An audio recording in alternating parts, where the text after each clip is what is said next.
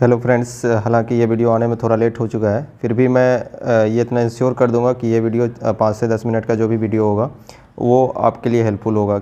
इसमें मैं बताने वाला हूँ कि 67 पीपीसी कट ऑफ क्यों कम लोग प्रेडिक्शन करें, कुछ लोग क्यों इसे ज़्यादा प्रेडिक्शन करें। हालांकि मैं अपने कट ऑफ्स भी आपको बता दूंगा और साथ ही साथ मैं आपको बताऊँगा कि ऐसे स्टूडेंट्स को क्या करना चाहिए जिसका कट ऑफ के आसपास आ रहा है। तो थोड़ा सा इसमें मैं एनालिसिस करने वाला हूँ कि एग्ज़ाम हॉल में मेरे साथ जो हुआ था, जैसे मैं सोच पा रहा था कि कितना कट ऑफ जाएगा नहीं जाएगा, एग्ज़ाम हॉल्स के रियल सिचुएशंस के आधार पे मैं करने वाला हूँ। सबसे पहले मैं बात कर लूँगा कि क्यों लोग प्रेडिक्शन कर रहे हैं कि कट ऑफ कम जाएगा। तो ये मैंने कुछ पॉइंट्स नोट करे हैं इस वजह से।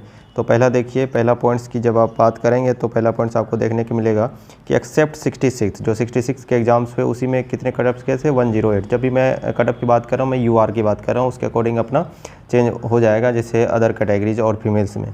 और जनरल मेल के मैं बात कर रहा हूँ तो 65, 64, 63 जो भी देखिए तो आप देखेंगे कि 100 के आसपास है ना। आसपास क्या नहीं, मतलब 100 प्लस 100 माइनस ऐसे करके बात कर रहा हूँ मैं।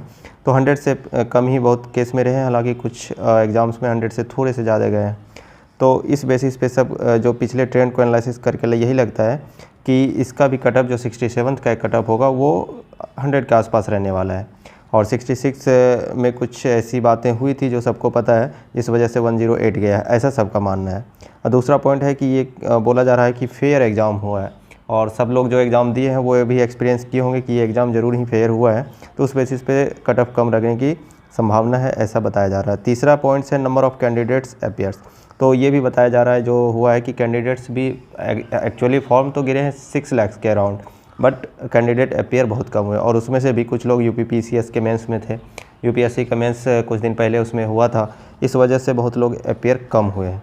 तो इस वजह से सब लोगों का मानना है कि कट ऑफ इसके आसपास रहेगा। बट अब उसके कोरस्पॉन्डिंग मैं कुछ पॉइंट्स बता रहा हूँ जिससे कट ऑफ ज़्यादा होने की संभावना है। मैं ये दोनों पॉइंट आपको बैलेंस करके बता रहा हूँ ताकि आप समझ पाएँ कि इससे एनालिसिस कर पाएंगे आप।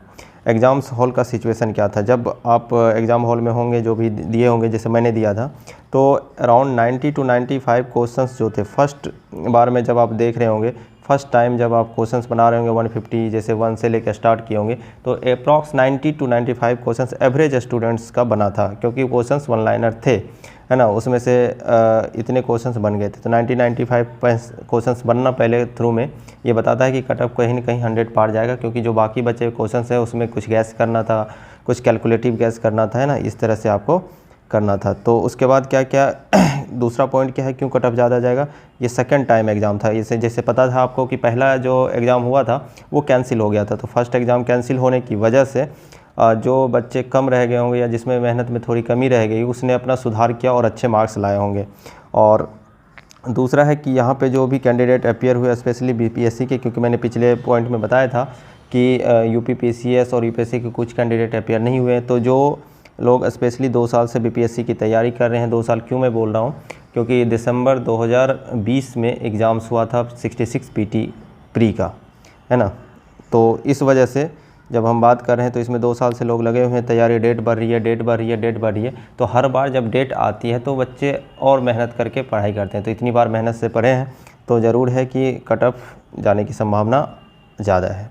और तीसरा जो सबसे डिसाइडिंग फैक्टर जो मैंने अभी तक नहीं देखा है यूट्यूब पे इस बारे में ज़्यादा बात करते हुए, वो ये है इस बार का मैथ्स कंपैरेटिवली ईजी है। देखिए, मैं जब ईजी बोल रहा हूँ तो ये मैं कंपैरेटिवली ईजी बोल रहा हूँ, किसी के लिए हो सकता है कुछ भी हो।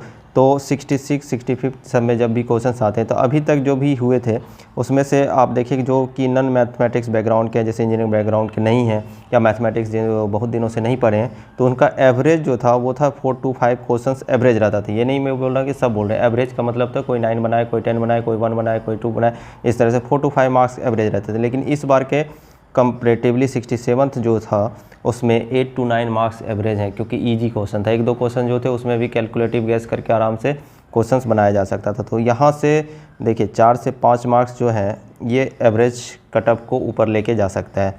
तो ये सब जो पॉइंट्स मैंने आपको 2-3 पॉइंट बताया कि क्यों कम जा रहे हैं, क्यों ज़्यादा जा रहे हैं, वो पॉइंट्स हैं। हालाँकि मेरा मन है कि कट ऑफ 100 के आसपास ही रहे और मेरे सारे फ्रेंड्स जो हैं सब एग्ज़ाम दें और मेंस लिखें।